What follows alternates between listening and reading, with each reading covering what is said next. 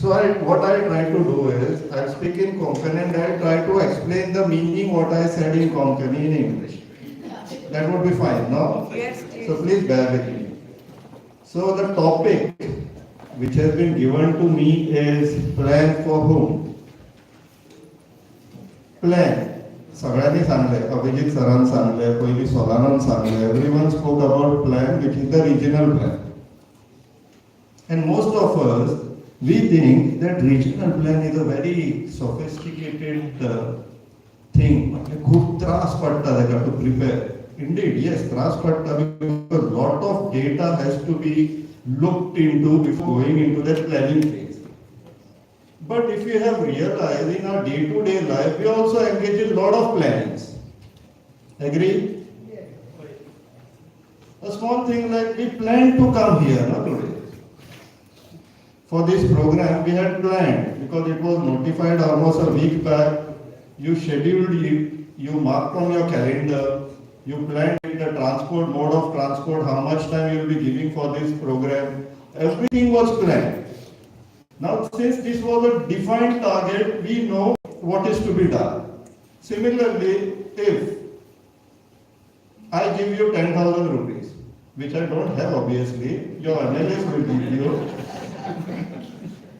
They give you 10,000 rupees, you will start immediately planning how do I spend this 10,000 rupees. Correct? That's a different thing. They don't give you 10,000 rupees, they might give you 1,000 rupees once in 5 years. And then you calculate for next installment to get that 1,000 rupees again. You have to plan, stretch that 1,000 rupees across 5 years. That is also a plan. So per day, how much you are getting in paisas, you have to think about it.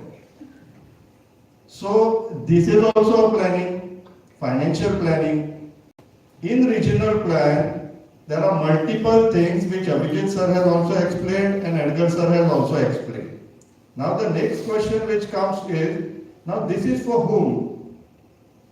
Edgar sir has touched upon a very important aspect because all this while, and most importantly we the people and activists, we say that we have been pushed away, we have been driven out, and then this is not good, that is not good, and Amka Naka lobby they call us, no, Amka Naka group.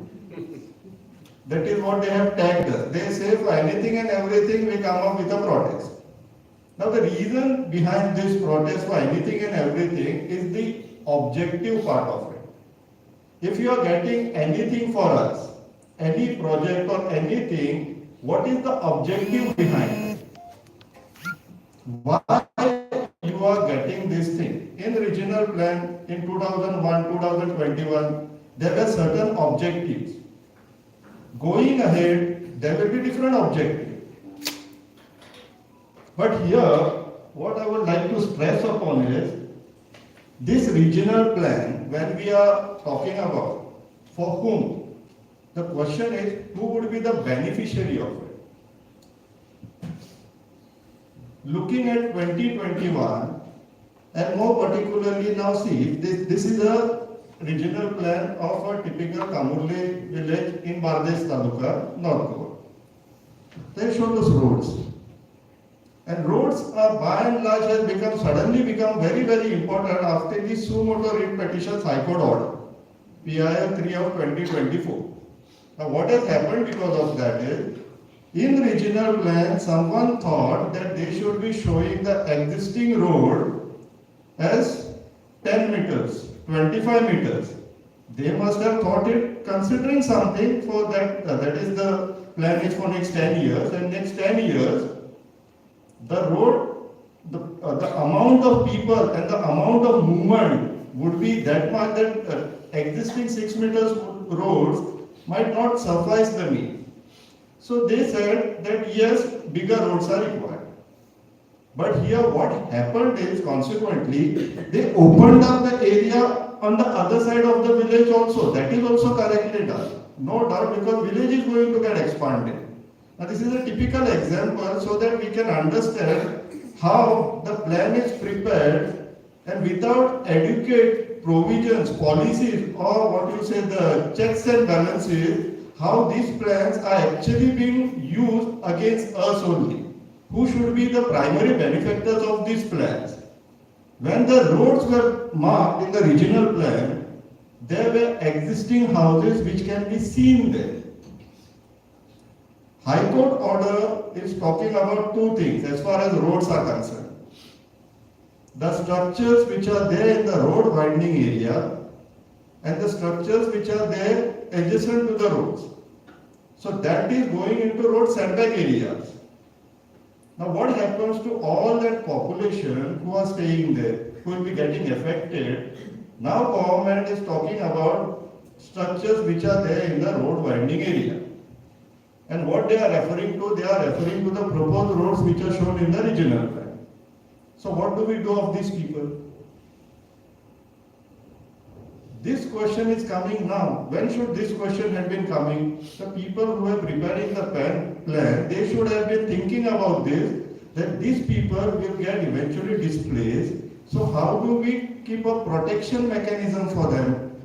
Now in absence of that, these people are into panic now. And when these roads have been shown into, now see this here.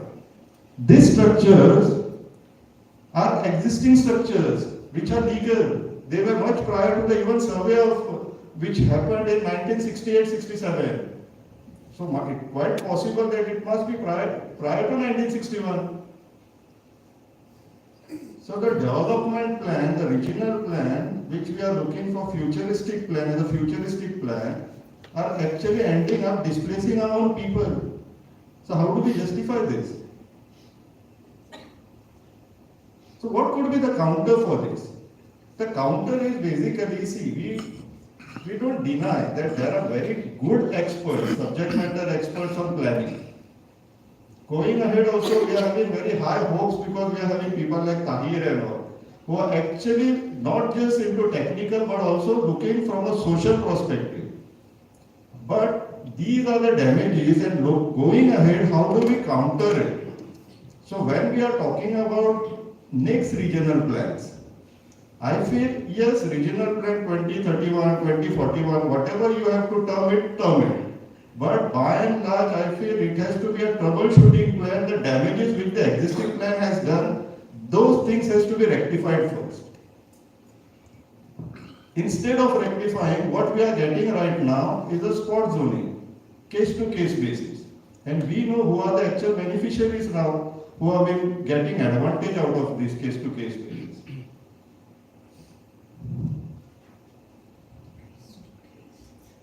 Even now when we are talking about for whom, the question is, who actually is preparing this plan?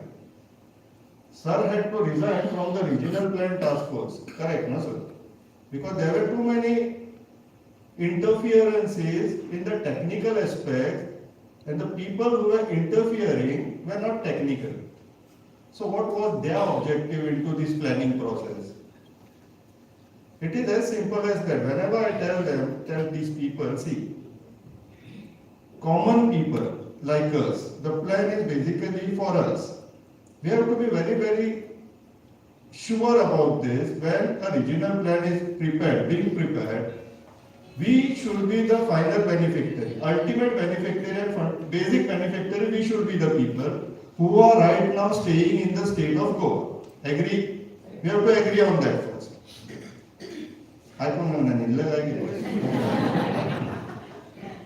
So we should be the beneficiary out of all this planning what is happening in the state, correct? Instead, what is happening? We are ending up getting displaced, we are ending up getting killed because of tourism. So what is the protection mechanism for the people who are right now staying in Goa? Even if we consider today is the day that from today onwards we are planning for next regional plan, or we are planning something for the state of Goa. So the first and foremost what you should be planning, what should be considered is the people who are right now into the state of Goa. But instead what is happening? They are planning for the people who are sitting in Delhi, Haryana, NCR and all, even in South India like Reddy's and all. We know which are these case studies I am talking about. they are ending up being the actual beneficiaries of those decisions which have been made in the state of Goa as far as planning goes. So, when we say plan for whom, the immediate question comes is who is in charge of preparing that plan. If he is a good guy, he will plan for all of us.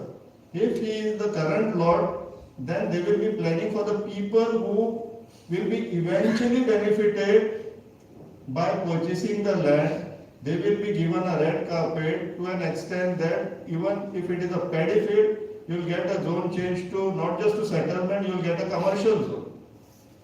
That is how planning is happening, and that is the very reason we are going into wrong direction as far as planning is concerned. And the fundamental reason, the basic reason why we are facing this crisis situation right now is because we don't understand what is our responsibility at the first place. Like how Abhijit sir said, भाटकाराची जमीन भाटकारान विकली, आम्ही कितें करतले? But भाटकाराची जमीन is not in the air, no.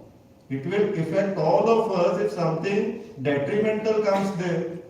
If you are having a locality and a central plot is there, right in center of your locality, you are not the owner, but someone thinks of putting a garbage plant there. You will be affected? Correct, no? But you will wait till someone come and put a garbage plant there. That is what you call as troubleshooting. Correct, no? Because there was no planning at the first place.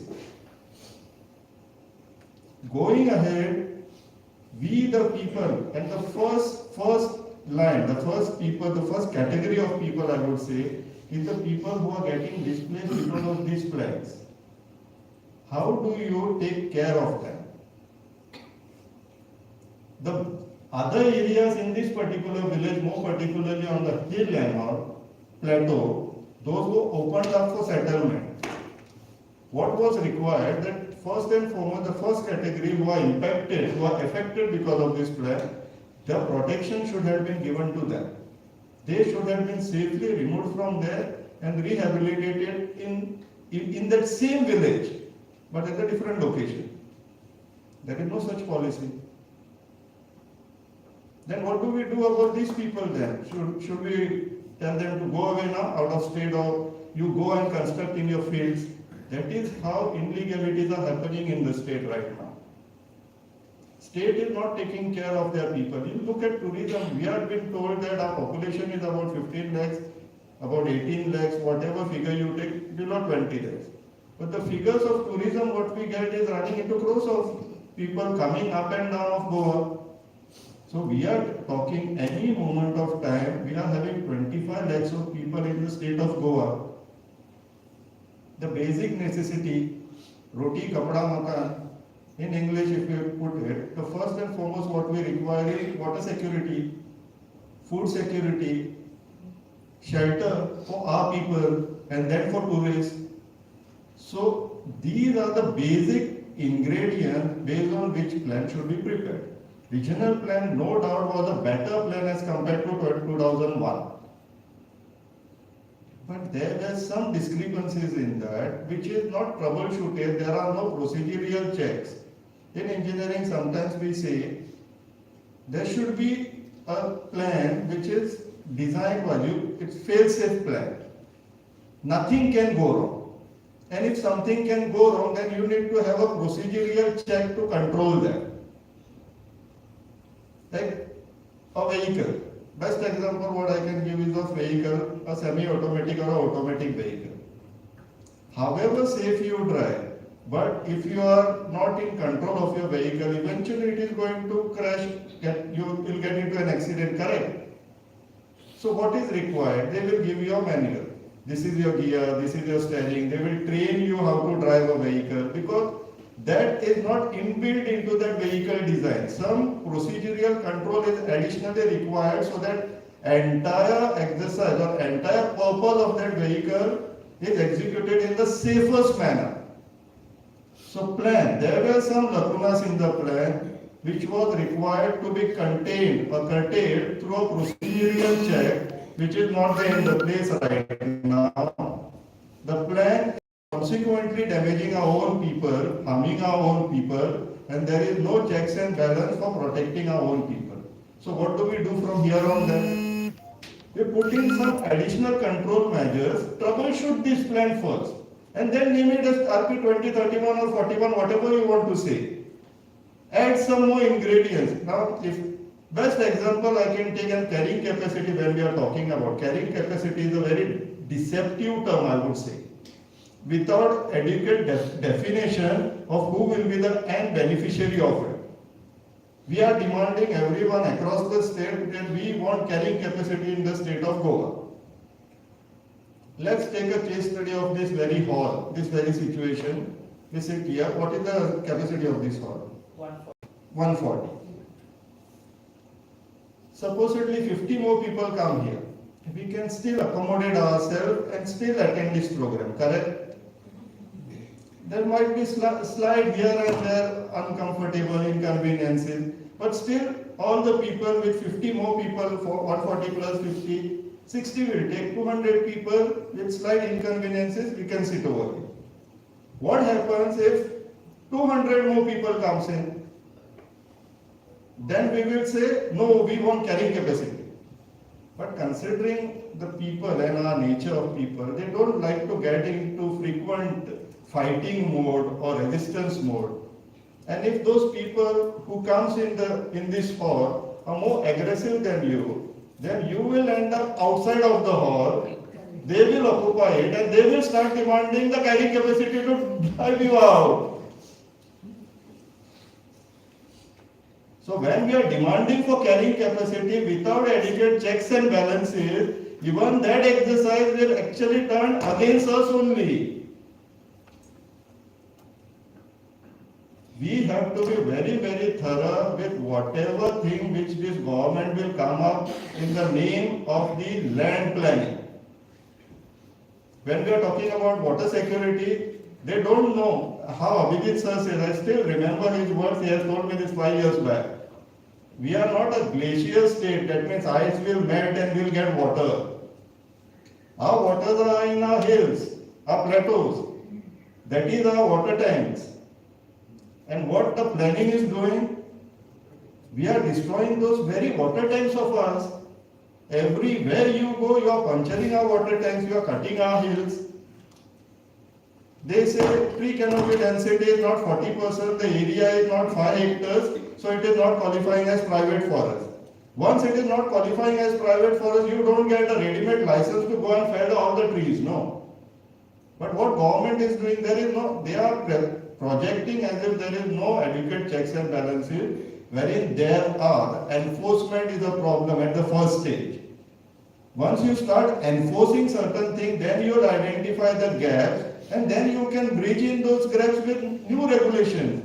But here, there is no intent of the government to identify what are the gaps, because for that you have to enforce the laws, no. What as a public, general public, we have to do right now is, we have to first understand our biggest asset as a state is our land. And whenever we are giving any license to any legislator, politician, MLA, minister, we are trading off our basic, the most valuable asset, that is our land. And they have been playing left, right and center against on our assets. Instead of we earning on it, they are trading it off. Current DCP minister, right now there are at least 4 ministries who are dealing with land issues, who are having exclusive rights on deciding what is to be done on a particular parcel of land. The first department is the TCP department. As far as planning, regional plan, ODPs, they will decide what is to be done on a particular parcel of land. Prerequisite or the basis on which this plan is to be prepared is largely what is the population size, how much tourism you are expected, what is the revenue you are targeting from by allowing or leasing of your land, selling of your lands. All these criteria has to be considered. As I said, welfare of the people who are currently in the state, revenue models, everything will come and will be connected to our most important asset, that is the land. Secondly, there is something known as now IPB, Investment Promotional Board.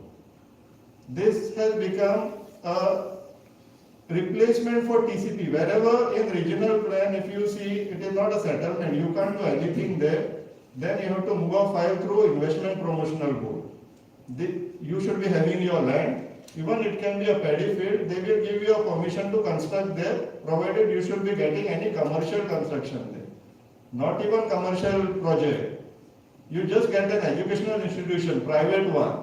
Our government schools are getting shut it down, and these people, including our politicians who have been operating aided school on this type of land, they are the benefactors. They are the beneficiaries. Even tourism has started deciding on the lands which are supposed to be the common lands. What are common lands? Which belongs to all of us. But now what tourism says, no, this land belongs to tourism. That means tourists will have the first right over that land. And if you want to enjoy this land, then you also take a ticket to go to this land. And most important areas which they are targeting, especially tourism, is beachfronts, coastal areas. Beachfronts areas wherein there are no survey numbers, the tourism department says this is our land, and tourism means they will look for that land from a perspective of tourists. There is no advantage or benefit or nothing that sort for the current people who are staying in the state. Even if you want to enjoy that facility, you pay and you go. Best example is Pato. Pato was supposed to be a reclaimed land for the benefit of the people of the state. You take your vehicle and go there, immediately that yellow t-shirt guy will come asking for a parking fee. If these facilities were supposed to be for the common people, the local people, then why are we paying for it? And the fourth important department is IDC. IDC has been giving out our industrial areas which has been acquired for industrial purposes to all these industrialists, and never going and looking back whether those are sick industries operating, any benefit have been given to the locals or not. There are no policies at the first place. We have been, for these industrial states, we have been giving our water, most important resource, water, in I would say in crores of liters on a single day. When an industrial state, they have been drawing our groundwater for so many years, in running into crores of liters each day. And what is the benefit? Our locals are not even 50% working in that industrial area. So when the plan was prepared by IDC, by State of Goa, there should have been some procedural control. Whoever is coming to you asking for a land to put up in industry, you put a condition there to them, no? Now if Pramod Sawant is leasing out his bungalow to a tourist or to someone else on a rent, won't he put a condition saying that you have to move after 1 month, huh? He will say, you rav retu, kai na, amcha samaj. He will do that because it is his property, no? And right now, Goa has become everyone's property. The worst thing is, everyone in this state has to think that this is my property. That is where the change will come. It is now, what is happening is, we think that someone else will do our job. And the worst feeling is, the worst thought is, our elected representatives are going to do our job. To start off with, I'll go to panchayat level, that is the basic level. Even though now government is saying they don't have any rights. But still I'll go, then those are also our elected representatives. In a ward,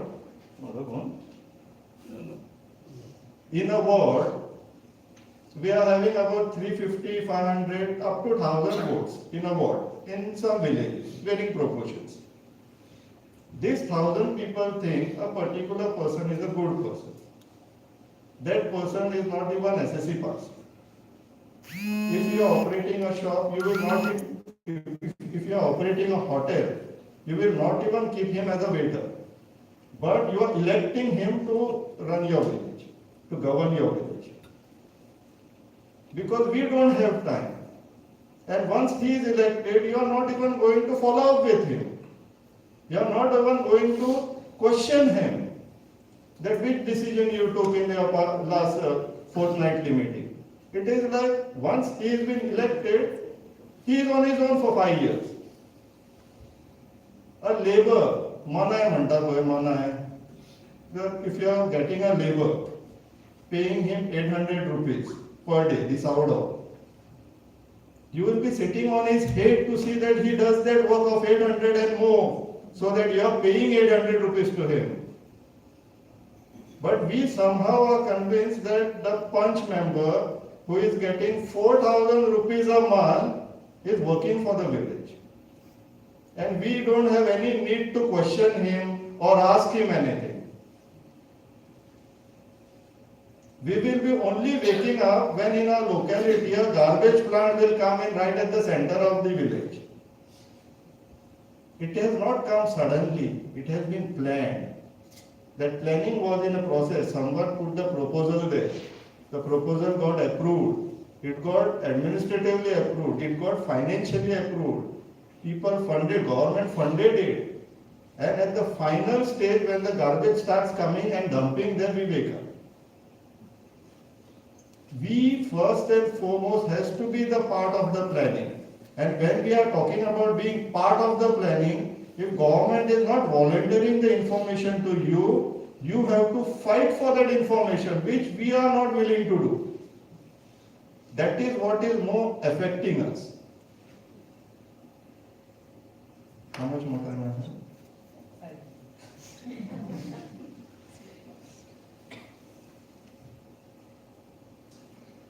Government of Goa, every now and then, in most of their programs, they come and say, we are Swaympurna Goa. Swaympurna Goa. Swaympurna Goa means what you know? Self-sufficient. Self-sufficient. In what way? In what way we are self-sufficient?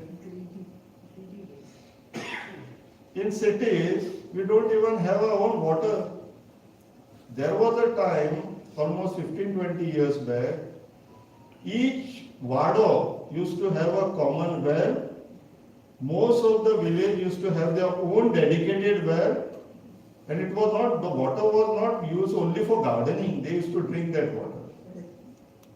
What government did as a plan, they said, this water might not be good for you, we will provide you with the piped water. Because there were projects coming up in the locality which consequently would have contaminated your well. That was part of the plan. It was never accidental. See, there are many subject matter experts in the government who applies their mind. The only problem is they are not courageous enough to fight for the findings. They will say, I have submitted my finding, now it is to the minister who doesn't even know ABC of the technicality part of it. People like, who is that pair name MLA? Praveen Arlekar. You know his qualification, no? But Penne people think he is the most intelligent guy in the entire constituency. We'll leave it at that. So, about water. Government thought our domestic potable water wells are not good for us, good for our health. They thought we will give you chlorinated water and filtered water. Anytime if you have time, go to the drinking water plants, water treatment plants. You will get dead animals coming to the reservoirs. They are putting something known as alum. Alum is what? Flocculating agent. All your suspended particles in the water will come together. Being heavier, it will settle down. It will be passed through a multi-grade sand filter. Different sizes of stones would be there in a column. It will be passed through that. And then chlorine will be put into that. Chlorine, by the way, is a non-carcinogenic agent. But somehow government convinced us that our drinking water well was bad for our health. And we agreed. We got convinced with that. Then they have been feeding this water to you through either MS or GI galvanized iron pipelines. You at your own home, if you are using GI pipeline, sometimes you open and see what is inside there. It's all rust. And chlorine is a chemical which will accelerate rusting. But in spite of that, we feel safe because government is providing us the water. And whenever we open the tap, and that is 10 years back, we used to get the water. Now we are not getting anything, only early in the morning if you open the tap, we get the water. And that too for half an hour or 1 hour. And if you slept for some longer time, no water. But we are convinced that government is doing good for us. Only availability, now it has come to such a stage that our demand, forget about quality part of it. We are demanding, give us water. Whatever type of water you want to give us, but give. At least 1 hour a day. To that level our demand has come to now. What we were deserving as the locals, when this regional plan was was on the planning table, what was required? The 15 lakh population, how we will ensure that they get 24 hours of drinking water supply. Forget 24 hours, 8 hours we are sleeping, no? 16 hours. Forget even 16 hours, 12 hours. At least that should have been thought. Nevertheless, there are certain other Indian standard guidelines which say that per person, that is per head, this much amount liters of water has been decided. It's there in the specification, IS specification. At least provide that much. No, but then we don't know how much is required by us. Government knows and they are deciding good for us. That is what the basic presumption is, that is what is harming us. So when we are talking about Sampurna Goa, first and foremost, it sounds good. He is talking about Sampurna Goa. The immediate next question should be, what are the parameters based on which you are talking about being a Sampurna Goa? Your entire state is being run based on the money which is coming from the center. Most of our cities are being operated based on tanker water supply. Are we talking about Sampurna Goa? Forget food security, we are not growing anything. To an extent, government lawyer who is there to defend the interests of the state stands in the court and says that that paddy field was not cultivated for past 10 years, 15 years, 20 years. So it is no more in use, we can construct buildings there. And the other lawyers, the PR lawyers, our lawyers, they fight for it. But people, even sometimes judges, they get convinced with this. So what is the next stage? To cultivate on the terrace of the building. Green building. What? Forestries. To an extent, I have seen environmental clearances granted saying that they will do plantation on the terrace of the building. And our subject matter experts are recommending this. And subject matter experts are approving this. Get points for yours. Negative footprints and all those stuff. Very good hi-fi language they use, terminologies, you will not even understand. That is where they are trying to drive us out from the discussion. Stick to the basics. Ask them how this is going to solve this particular problem. There is something known as impact assessment. You have to assess the impact. Do some risk assessment. If this is done, what could be the negative impact of this? Right now, we all have to, first and foremost, these people who are sitting in this crowd are at that level. But this number of people is not enough. Understanding things at the basic level is the first stage. Now look at the crowd. This is not even 0.1% of this constituency, I would say. Forget about Goa. 0.1% might not be able to get us that result which we are demanding for. I think 0.1% is also exaggerated figure. Yes. we have to be talking to people, convincing them. Our responsibility is we are continuously putting awareness videos for people to get aware, but then you have to be asking them, and it is no more about limiting to only their houses or their surroundings. It has to be looked upon in a very holistic manner, going ahead. I feel, personal thought, Regional Plan 2021, whatever lacunas were there, whatever problematic situations were there, unanswered questions, problems created, troubleshoot those, name that plan as Regional Plan 31 or 41, focus on how the welfare will be for the people who are right now in the state. First, see, we are going with a double engine speed in a direction which we all know where this vehicle is going to land us. So what the most logical thing is to be done right now is apply brakes, slow it down. Then we can think of taking a reverse gear and going back. No. When you are going in full speed, you cannot be putting a reverse gear. What will happen? Everything will be chaotic. Most logical thing, apply brakes, slow it down, let's stop it, analyze it. What we say in technical term is reconcile, let's reconcile. This was the plan, this was the objective of that particular parameter, where we are standing right now, how much scope we got, whether we can really go in this direction or not, troubleshoot these aspects, answer the unanswered questions, and then if necessary, take a reverse gear or put the first gear and go on. That is what is required. This is my personal opinion. Think about it. Vichar kara. Devar.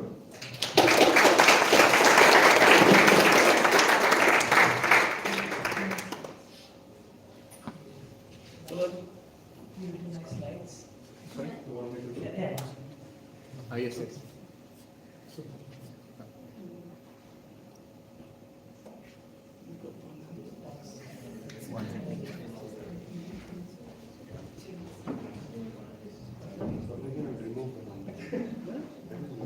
I'm not going to take a lot of time, but I just want to talk about one thing that I think we all need to keep in mind when we are revising. As Edgar sir said very clearly, we're not going for a new regional plan. If we need to do stuff, we are updating and revising the regional plan. And if we're updating and revising the regional plan, something has to be front and center. Like Swapnesh said so well, it's super important to look at what the aims and objectives of the plans are. Let me briefly, before I start, just because he put this idea in, let me tell you what the aims and objectives of the past regional plans were. The first regional plan, prepared from between 1981 to 1986, it was finalized. It was in force from 86 till 2005. We call that the regional plan 2001. Its aim and objective was to promote coastal tourism in Goa. As a result, there was heavy settlement zones allocated in the coastal talukas of Goa. Following that, there was RP 2011. I don't remember what the aims and objectives were, but it's probably Loot Goa. But push that aside, that plan was luckily scrapped with retrospective effect. RP 2021 had three objectives. Objective number 1, to safeguard the eco-sensitive zones of Goa. Objective number 2, to slow down the coastal tourism and shift development into the hinterlands of Goa. Objective number 3, to prevent the brain drain of young talented Goans leaving the state. According to me, these are brilliant objectives. However, as Abhijit sir very clearly illustrated, the end plan may not have met those three brilliant objectives. There is planning, like a very fundamental part of planning theory is that a plan has to be internally consistent. Even in India, we have the Urban and Regional Development Frameworks, which is an advisory issued by the Ministry of Housing, which says this exact wording: the objectives of a plan and the regulatory angle, the powers that the plan does, which is, like Solano says, the land use, they all need to flow to one another. This disconnect cannot happen. And so, my proposal to you all today is that we stick with objective 1 when we are revising this regional plan, to safeguard the eco-sensitive zones of Goa. And according to me, I titled my presentation non-negotiable. Next.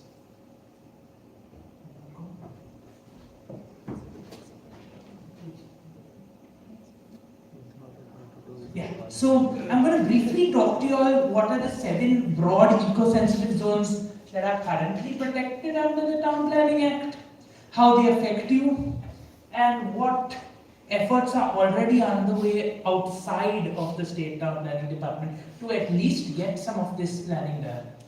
Next. What is a plan? You have to consider, I've pulled this out from the Royal Institute of Town Planners in the UK. They define a plan as something that considers the big picture for the entire community and it looks forward. It's such a simple, and like how Swapnesh said, that means everything's a plan. How you invest your money is a plan. How you plan for your family in the future. I'm going to have 3 kids. That's also a plan. But broadly, the plan sets goals and objectives, gathers data, analyzes that data, makes a plan, and then implements and monitors it. Today in Goa, when we look at the regional plan, we only look at those maps. We are only looking at number 5, the implementation and monitoring of the plan. The regulations that were enforced to ensure that we reach the objectives and goals, which are number 1. And it's so important that when this revision to the regional plan is coming, we ensure that the objectives and goals of the plan first, before everything else, become objectives and goals that we want. Next. Most of our speakers spoke about bottom-up planning, that you get these ideas from the community and you bring it up. But that's what we see also happening always is top-down planning. Next. Oh, go back one, so yeah. I'm saying to some degree maybe also we have to think about both. And that's why maybe a conference like this is good, where people who have certain thoughts about eco-sensitive regions, about development, about infrastructure, can also think about how we influence the top-down as much as we influence the bottom-up.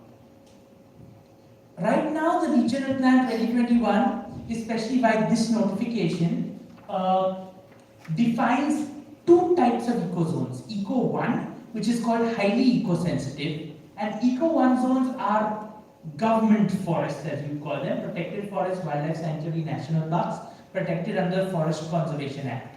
Then there's the T.N. Godavarman decision of the Supreme Court of India, which said that if you have forest land on private properties, that becomes a protected forest as well. We call that private forest. The regional plan for Goa protects mangrove forests. Those are not protected under any other act unless they are mangroves in the coastal zone. But mangrove forests that are outside CRZ are also protected only by the regional plan for Goa. The section 17A of the Goa Town and Country Planning Act protects any slope, like Solano said, steeper than 10%, meaning over 10 meters of run, you climb even 1 meter, that is a protected slope. However, the state has interpreted that to mean only slopes higher than 25%, and they've marked them. One thing that they did in Regional Plan 2021 is they marked the no development slopes. All slopes steeper than 25% mapped and marked. That was not there in the 2001 plan. Water bodies are protected. All water bodies are not protected under any other act. Only wetlands are protected under the wetland notification. But the regional plan for Goa marks water bodies and calls them Eco-1, highly eco-sensitive. Paddy fields, any agricultural zone whose revenue records, meaning since the 1970s time, was used for rice cultivation, is a highly eco-sensitive paddy field. Khazans. Khazans are protected under the regional plan.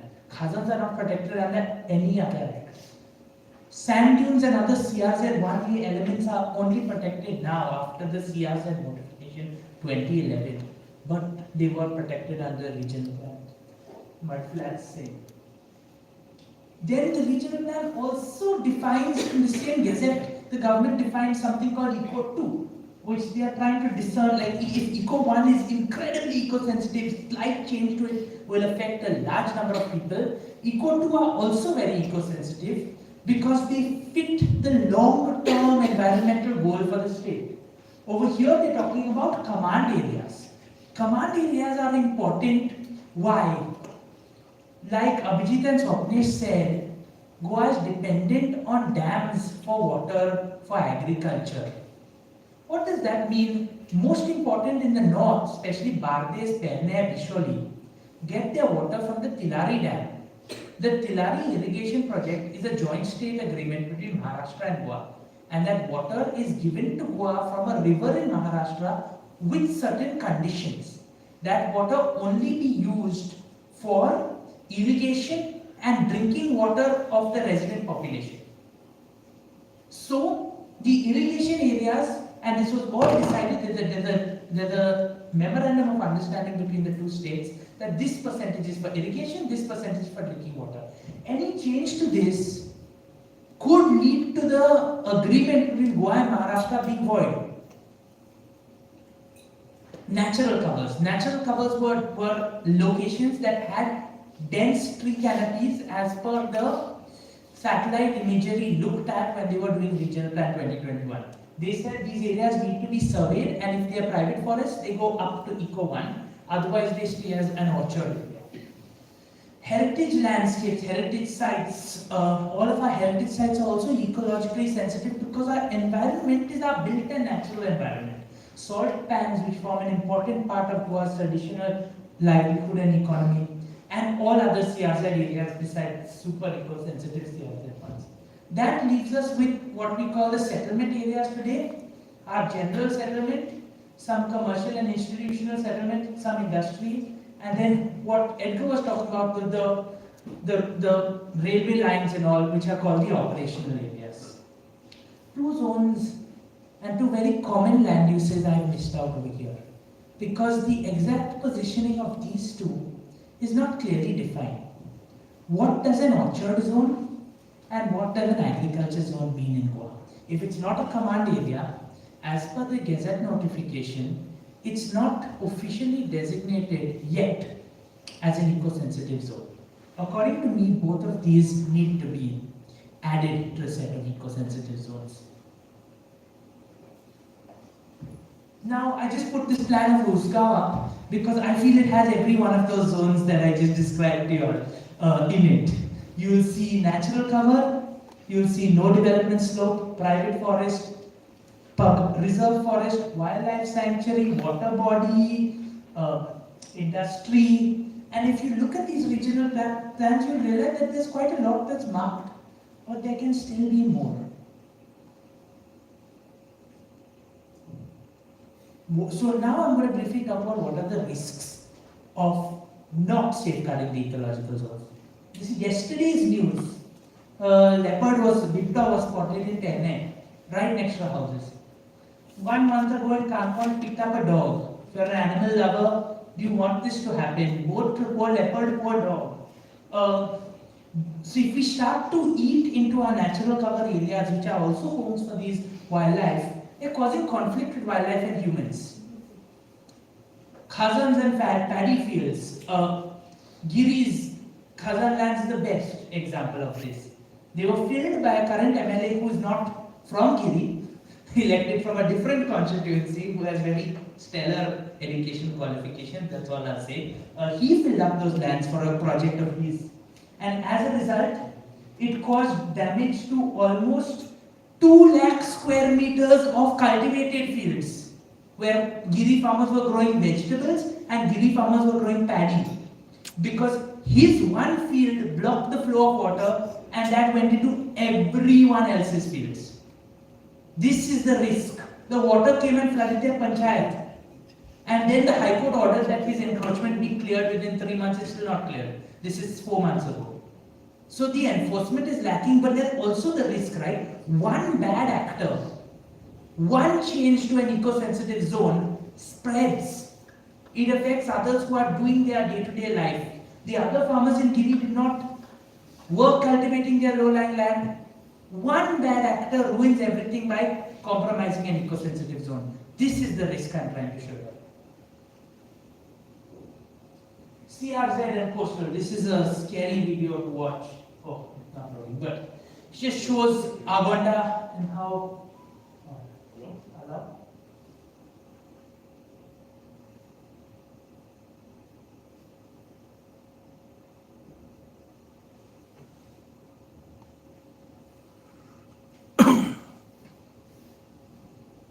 damage done by cyclone Tawating in Aguanda. You build in the CRZ, this happens. And unfortunately, most of the shacks in Aguanda, again, locals. These are ones, individual shack owners, put their lives investments into this, but gone. Absolutely destroyed in one natural disaster. Now, end of the day, you still feel bad, right? Because we want to protect our own people's livelihoods. But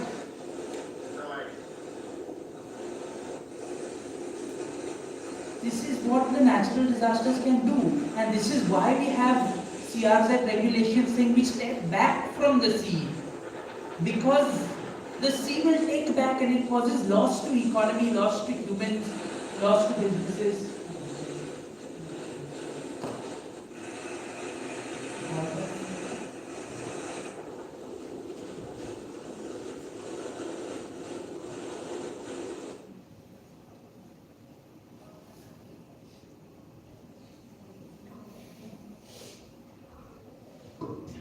So what is it leading to? It's leading to terrible fragmentation. This is the Morji Plateau. This is what it was in 2019. But because we're not considering, for example, an orchard as an eco-sensitive area, people are fragmenting the land and building farmhouses on the orchard land. This one parcel has been parceled out into almost 130 collectively different orchard parcels. On each one a farmhouse is coming. And then they're going to put a tall gate around the whole thing. Now, isn't that a big project? But every project is being submitted as an individual house in an individual orchard parcel. So we have to see the bigger picture also. We have to increase eco-sensitive protections, at least as far as some of our lesser eco-sensitive zones like orchards extend to. So what to do? I'm pulling from our Atmanirbhar Bharat, the government of India's policy. It says that the national government of India should make India a world leader in global geospatial space, develop a coherent natural framework in the country and leverage it to move to a digital economy, enable easy availability of geospatial data, and to have a thriving geospatial industry in the country. What a few of us have come together, Solano is also involved in this project, Marlon and a few others. There's a nice collective of people who are interested in maps and geographies and planning in Goa. And we've come together to develop an online resource that we think fits within this idea of a Swayambhurna Goa Atmanirbhar Bharat, which we are calling unchecked because it is ours. We are talking about locally available and locally relevant maps and data for the improved planning and management of our state of Goa. And let me show you some case studies of what's been done in the regional plan and how we can augment this.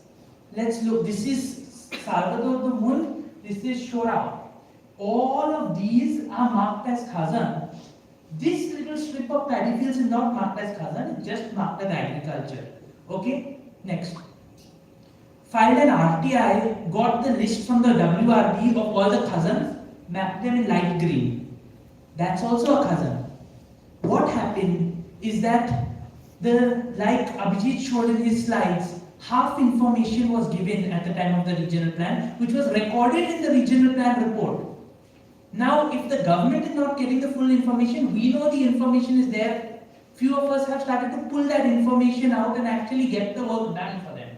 We are showing all the, because Khazan are protected, you've missed a small patch of Khazan, here it is. You only, your other department has that data. Next. Take a look at this. These two parcels of Salvador the Moon. Okay, currently marked as orchard. There was a survey done by V.T. Thomas where they visited some of these natural cover and orchard zones and said they have very dense tree covering. They produced a list of forests.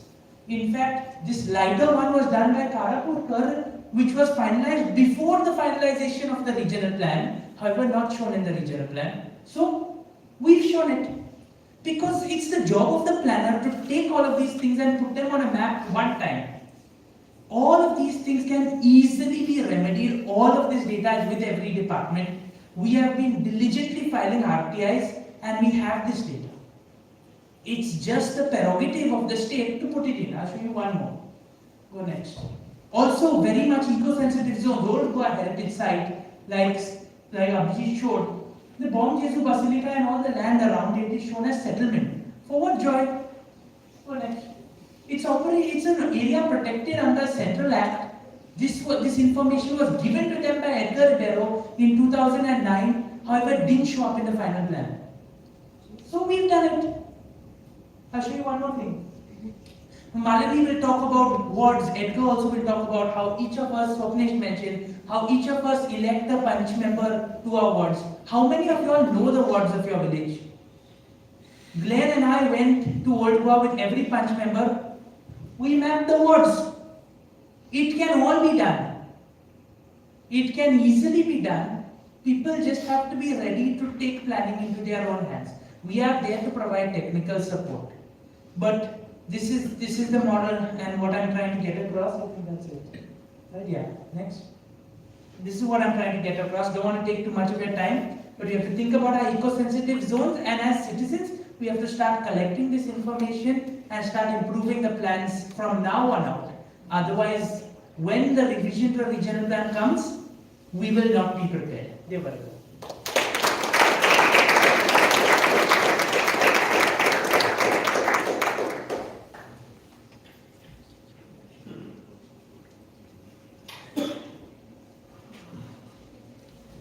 In the interim, Solana just brought this to my knowledge. The state government has floated a tender asking someone to geo-reference all of the work that we've already started to do in Unchecked. Show the missing elements of the regional plan, show all of this. So we know the state is planning for this. But half the state's homework we've already done, and that tender is for 40 lakhs or 50 lakhs.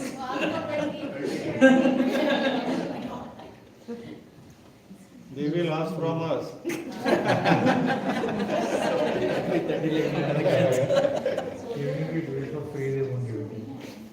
No, first when the RFP to 40 lakhs, yes, to be part of the tendering process.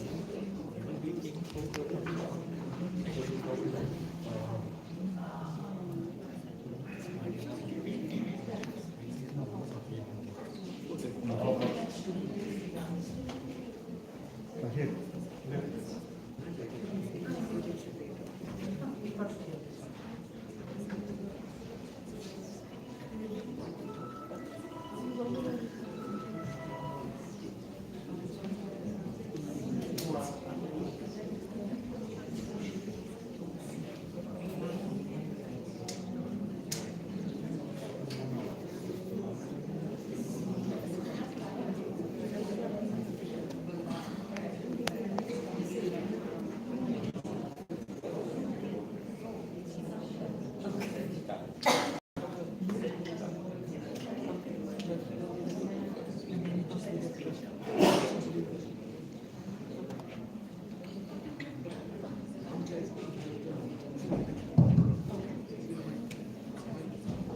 Hello everyone. It's a special pleasure to come back to go and actually hear about the regional plan. So of course I realized that I had thought, and I was telling many people here that I always thought that the RP 2021. I've been talking about it, saying that it's amazing what it achieved. And today I realized that I know so little about the actual RP 21 that went out and how it's been molded, because I was working, with the task force at that time and putting the report together, and so it was quite a surprise. I knew that things were not great, but I was surprised that it had happened, right after the RP when the task force prepared it. It was very, very clear to us, and I remember the discussions that we wanted to keep the settlement zone just a little more than what was there, and to see what I saw today in the earlier presentations was quite disturbing. Anyways, I'm hopeful, seeing all the energy in this room, that something can actually, positive can come by the time you have the next regional plan. So today what I'm going to, I think it's interesting for me to talk about the Kerala experiment today because it is very relevant, I think. There were many reactions to many of the conversations I heard today. One which I felt, there's a lot of hope that the common people have on planning. And I think that planning is that one platform that can deliver, that it has the scope to bring all the different sectors together. It really has that potential.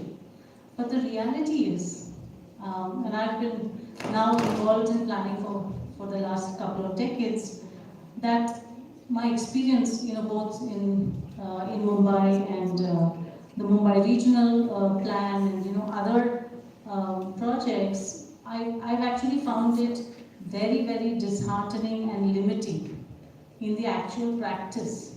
And what you see, if you go around India, I can't see cities where planning has delivered. And so the reality, and that led me to do a thesis on what's wrong and why is it that our planning is not working. And so I have looked at the institutional structure, I've looked at the knowledge, the underlying knowledge that goes into planning. And what you see here, and this attempt over the last, it was in 2021, just around, with the end of COVID, is to find an alternative way to plan.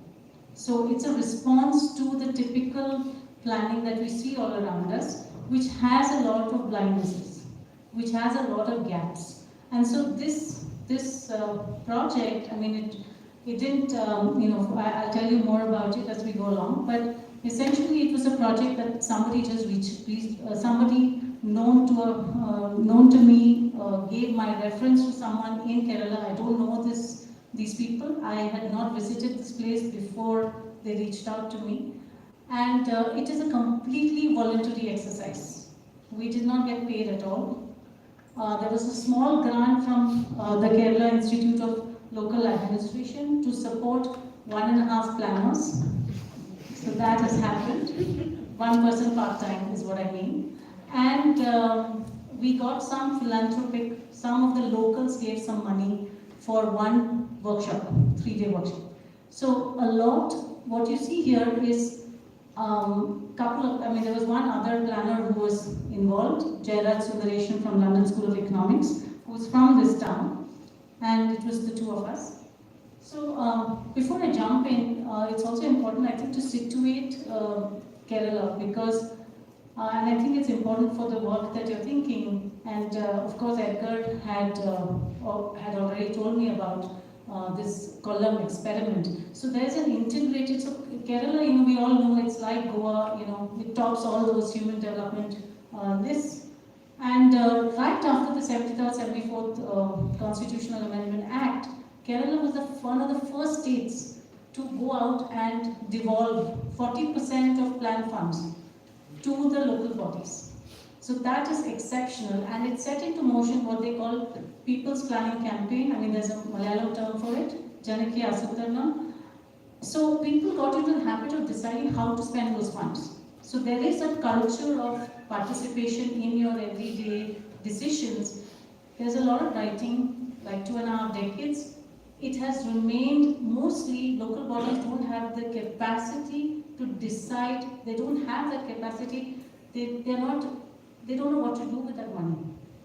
So they don't actually have the capacity often to put out those tenders, get those projects, run after them, execute them. None of that is there. They just know we want X, Y, Z. So there are a lot of gaps. There is writing on that. But that's a separate issue. Spatial planning was never devolved, right?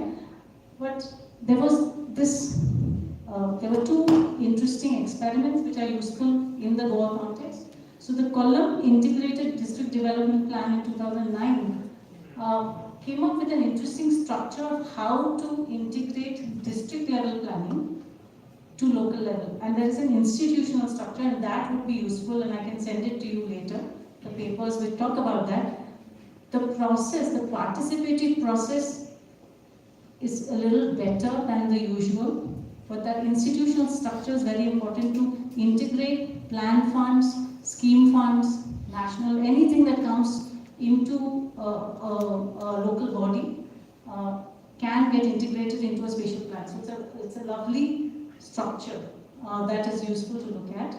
And the same person, it was just one champion, one assistant chief planner who did both the IDDP as well as the created a new town planning act, which is the only act in India that takes the 73rd, 74th on board, only town planning act. So very useful. But when in 2021, when the recent, ever since I think 2016, they had this wonderful act, and quite soon after, within 4 years, in 2020, I think, or 2021, they actually had an amendment which reversed all the gains. So today, Kerala does not have a town planning department. In the name of participatory process, it's subsumed under the local self-government ministry department, and so it does not become a technical arm to government directly. There's nobody looking at the state as a whole.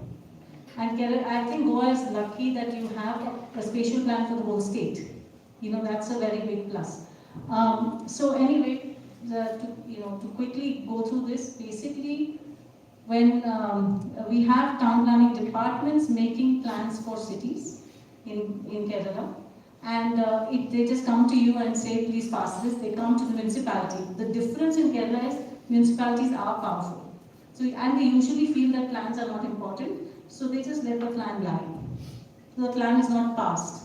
So that has been a thing in Kerala that, there are many plans prepared by town planning which doesn't come into force because the municipality doesn't pass it.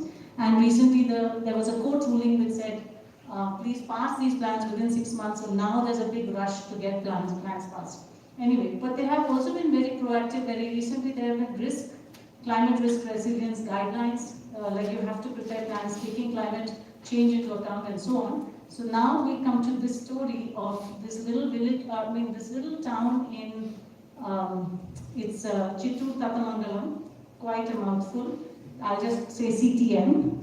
And you can see the settings. It's very idyllic, very rural. It's in central Kerala, in Palakkad, there's a gap in the Western Ghats, the pass, and it's a town which lies on the historic trade route. Population very tiny, 32,000 people, 14 square kilometers, a very old municipality because during British times it was strategically located, so it came in. And it just continues to be, it's hardly even a town, I would say. 32,000 people, 8,000 households. And there are twin settlements, Chittoor and Tatamangalam, on either side of the river, Shokanashini. 40% of the area is still under agriculture. And 4 languages, all southern languages are spoken here because it used to be an old route. This is the kind of golden paddy landscape. This block, Chittoor, is the rice paddy bowl in Palakkad. You can see the trees, really majestic kind of spaces. And it has a very old water harvesting system that comes from Tamil Nadu. It has the same dry climate of Tamil Nadu, which comes through the Palakkad Pass. You can see settlements around water bodies. So that's the context. Why did I get involved? What was the story here? So town planning basically prepared a plan. They took 10 years to actually pass it. They started in 2012. It was finally passed in 2021.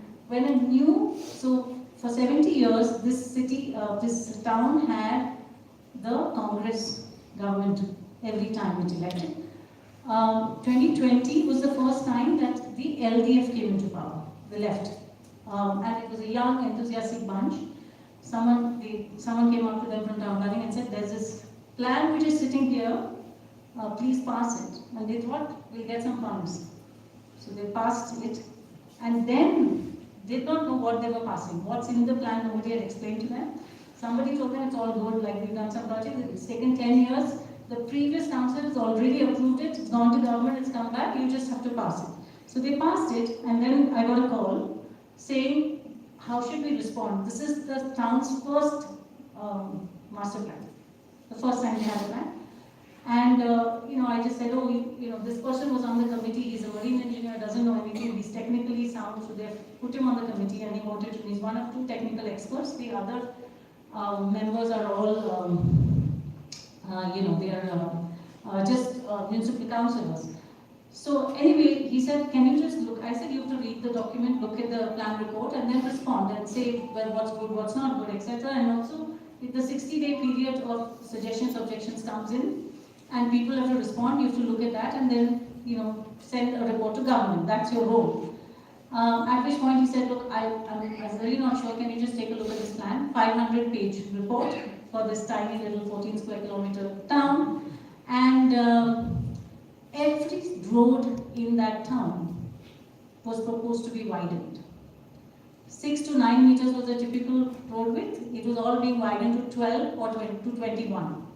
So you can imagine the impact. We heard about that.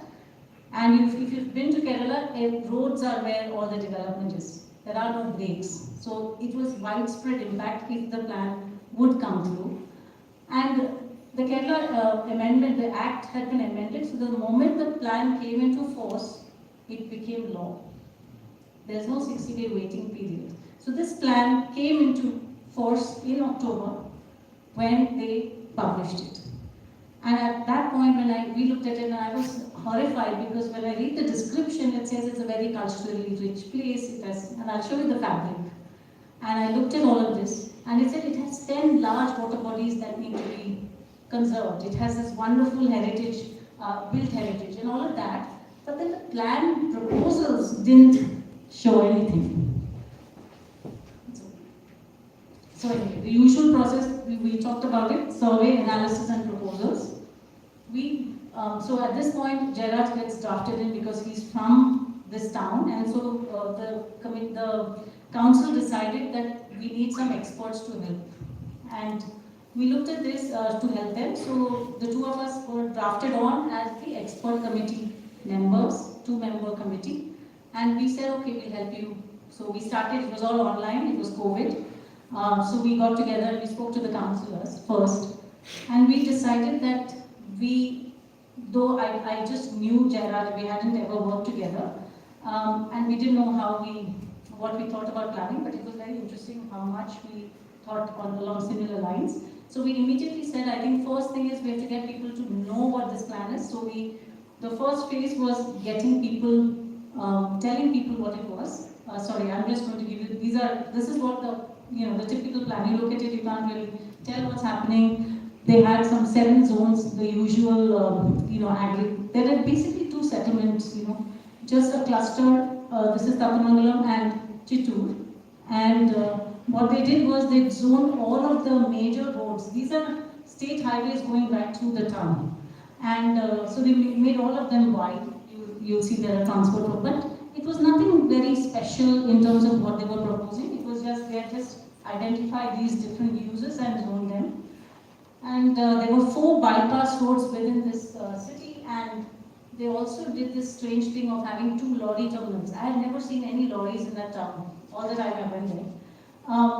And they also had a terminal market.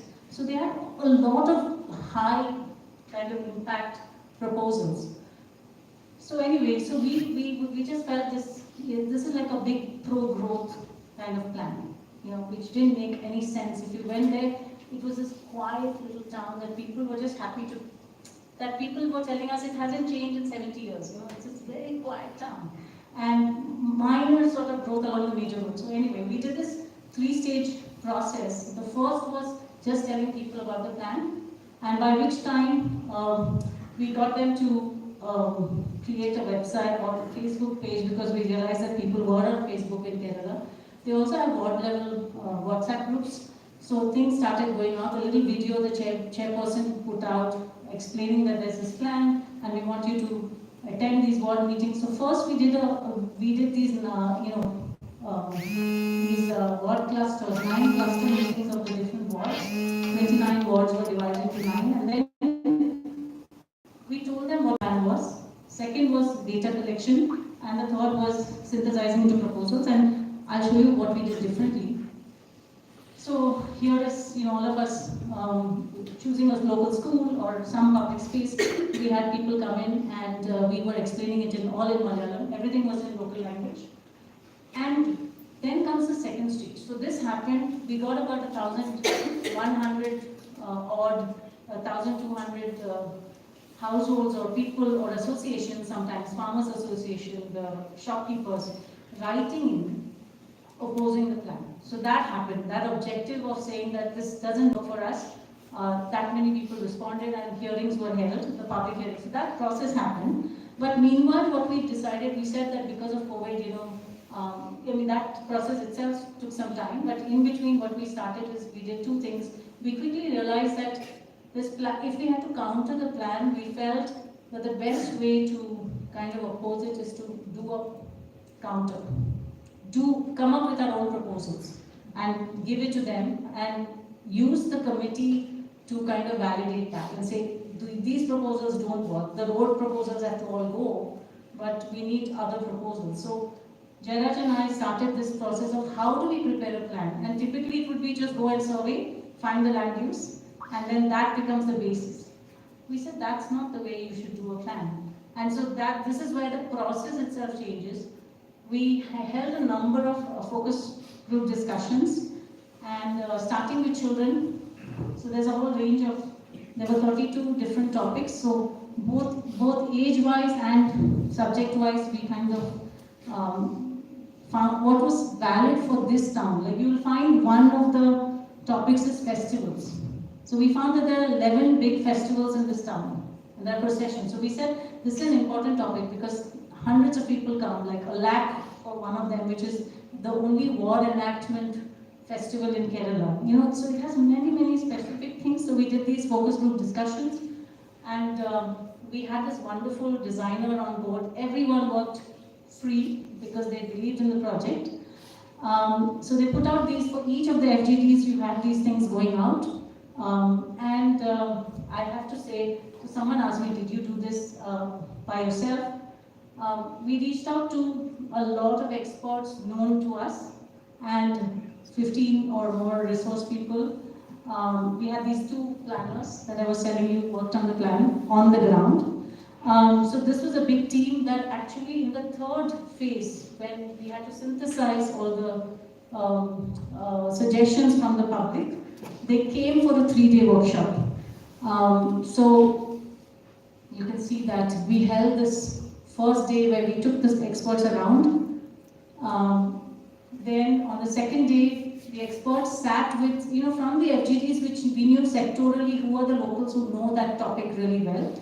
So we got them to sit along with the experts and come up with ideas and strategies and proposals. And on the 3rd day, very interesting, we had somebody from the Center for Environment and Education, Pune, who led this. He didn't have the language, but they have done this kind of process for many people across, for many things, especially in Pune. So we had Avinash Madale actually moderate this 3rd day, where we invited a representative, what they call a mini public. So you have people, anybody from a Kudubushri worker to a municipal engineer would sit around a table, divided all these into some 5 big themes, and then they debated. And what the experts presented the strategies to them, and then they modified it. So the final strategies that are included in the plan comes from this process and what these people decided. So in that sense, it is truly like an attempt to have this whole process. Now, this is the process that we had, right? But alongside today, we heard a lot about data. So the other part is now we are trying to put in something into a master plan, which the town planning has done, right? Town planning has prepared a plan, the draft plan, and we are trying to change the proposals in that. We also found that the report had data from 2012, so it's already dated, so we had to do a lot of data updation. Like the land use activities were completely different. So we did all of this. through the two people that we had, who would do all the mapping like what Tahir showed us. But along with that, what we did was we got the local geography department to get on board. And anyway, these are a lot of what all we did. The sectorial and physical. Here you'll see the geography students coming in and helping us with the existing land use mapping. They created these wonderful patterns. Now here, one thing which we did differently, and I think it made a big difference, is that we did not give them the categories.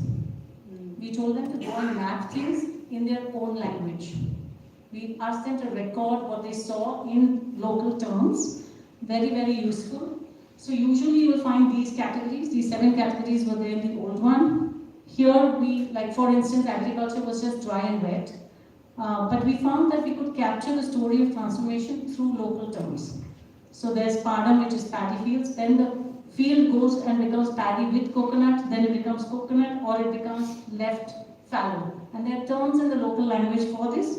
So when we captured it, we got some very interesting maps which show the story of transformation. And we also recorded which are the older types, what are the types of plantations. We got really rich data.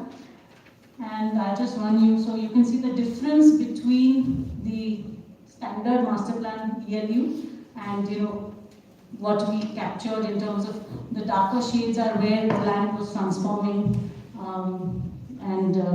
So this was kind of the final activities map. What are the other things we mapped? So we mapped urban commons, we heard that today. So we said what are the social spaces, so that was very important. Like we got a lot of very, very interesting things, we then made it into our proposals.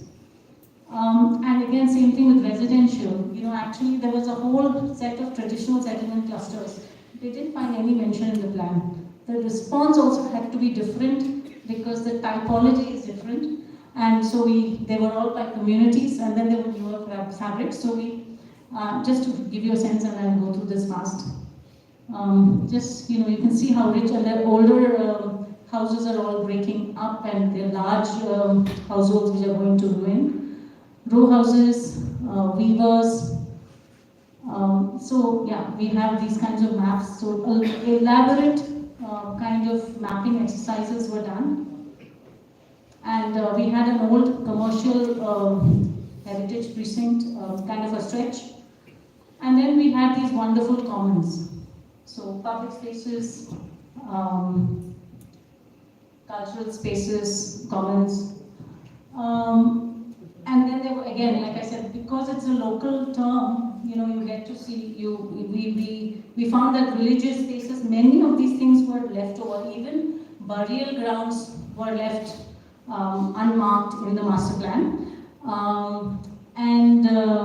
So there are markets, there are weekly markets, and then they have this interesting term called ground, which was a big thing. And this was this Chittoor has produced a lot of athletes, national level, swimmers, national level, and they don't have sufficient recreation grounds, but the school grounds were being used for training. Festivals, lots of them, we mapped the routes and the commons. And what was interesting is there was a yarn being stretched, and you would just see these 2 sticks, and if you didn't know what was happening in that community, you would just think it's an open field, which is what the planners did. They marked this for a park, but it's actually a stretching ground for the weavers. So we captured all of this and marked all of that. So we did a lot of understanding of what is happening here. We went and got the revenue records. So typically, I think we heard that planning has to be broad brush, and so typically we don't go and look at whose land is. Planners are trained to not look at land ownership. What you're seeing in Goa is a subversion of that. You're going and targeted, you're helping people based on ownership, right? So here, so what we had found, so typically planning says you don't look at data at all. You just, you don't look at land ownership data. You just plan and put in land uses and reservations based on best use, best location, right, for a public amenity. So, but here what we decided is that we do not want acquisition if we can avoid it. We found that there were a lot of government assets So we wanted to, there's something called Puramboka, which is commons, but is publicly held. So we decided to target and find public lands. So we created a register of that. And then we put all our amenities on public lands, wherever we could. So, yeah, so that's that. And then the other part, we heard a lot about water.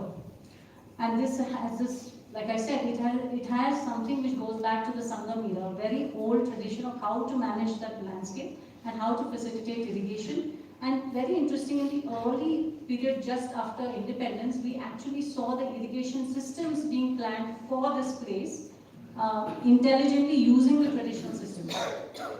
So we mapped all of that, and we had somebody from the NIT Calicut helping us with the digital elevation maps, and very interesting, we found that what is built up exactly like the intelligence of how to locate the traditional settlements coincides perfectly with what we discovered in terms of terrain. The lowest parts are where the fields are, so this part was absolutely not affected despite being right on the banks of a river in the 2019 floods. So we mapped all of this, but what was interesting is a DEM is a DEM. It's an elevation, it's a digital elevation model. So on ground, the actual waterways are all different, and we were again fortunate with the IIT Bombay team sent one of our collaborators, Professor Kalbar, sent his two students, and they went and mapped. They checked all the drainage flows, mapped all of that, and we got this with 1 meter contours. We actually plotted all of that, found which parts were getting polluted. So very, we did all of this to understand where is the water getting retained, what parts of the paddy areas are absolutely critical as a resilience infrastructure that we want to protect, and we put that under an eco protection zone. So flood mapping that we got from other studies that were done, right? So so we did, try to gather as much. So typically you don't look at health data for planning. We collected that data, mapped it ward-wise, found out who is more prone to what kinds of diseases. This place also, because agriculture is 40%, land is still on agriculture, we also found a very high incidence of cancer thanks to pesticides. So, plotted street vendor data. So that's just to give you the broad brush of what all we did before we came to the proposals. And the proposals themselves, like I said, it's not restricted. The plan was not restricted to land use. So what you said, Tahir, which is what is your vision, what is your objectives, comes from what people told us.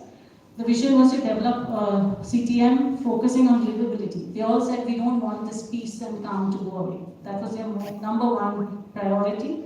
To retain its peaceful ambience, enabling the place, as an enabling place for all people to lead healthy and fulfilling lives. So anyway, we came up with,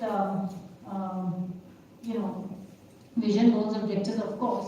But in addition to the typical DP framework of how to regulate growth, etc., we brought in strategies and policies that then the municipality will use in its other, out programs. It sort of use that to create, let's say, we found there was a dearth of public place. There was a dearth of places where people could walk. There were no pavements, and there were a lot of older people. So, like the way the road proposals were done, we said right through the city, there should be a footpath network, at least on one side, where it was very narrow. We made sure that there was no road widening at all. We'll manage traffic. So there were many such things that we put in. And these were the 8 goals. To make the town climate resilient was number 1, because they were facing increasing heat and water stress, because it's in the dry, hot belt of Kerala. So management of freshwater, wastewater, and the geography of water flows, to enhance and protect natural and cultural resources within the community.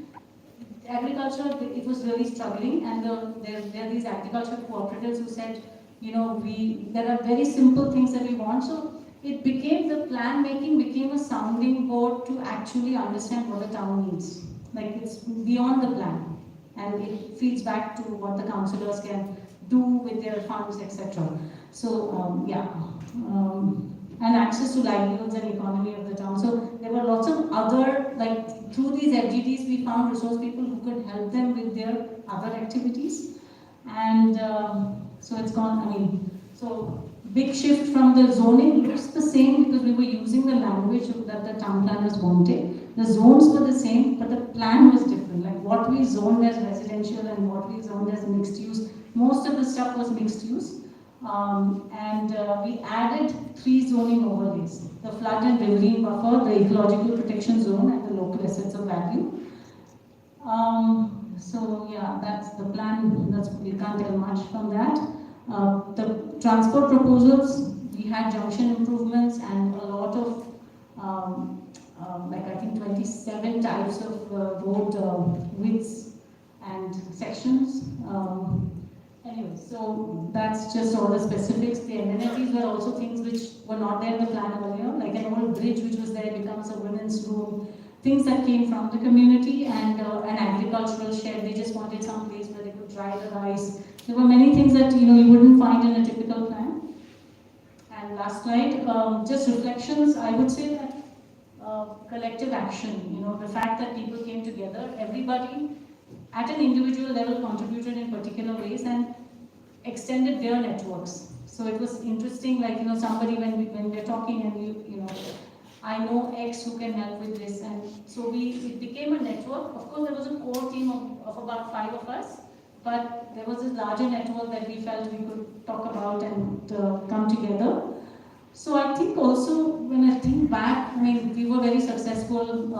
After 9 months, we were able to actually draw up an outline plan. Then the committee accepted it and told us to go ahead and prepare a full plan. So we replaced the 500-page report with the town planning never expected. They thought we would just stop with objections. But basically we submitted a full report and then they were shocked, and then they had to, in Kerala the one good thing is the municipality, if it accepts something, the town planning has no power, it has to listen. So then that got sent up. And then of course 2 years had gone by, we had to negotiate. The minister was with us, so we were lucky. He comes from the same district, the local local self-government department. So anyway, we were lucky, and then finally the plan was published last year. So it replaced the old plan. And so I would just say, if I was trying to put together some thoughts here, I feel that voluntary action and what all of you are doing, I think there's a lot that can happen, but I think it can happen at village level. It can also happen sectorally, and mapping is the first kind of great thing that one can do. Local knowledges, I think you have to start there, because I think our planning practice, our engineering practices are not teaching what we have. It's not, we don't even ever look at our own ways of doing things. So I think learning from Goa, the Kazan, and the specific kinds of rice that is grown here, and so many salt-resistant varieties. It's just so much that we can just start from here and then build the plan, I think. And so that's what I have to share. Just some images. Thank you. Thank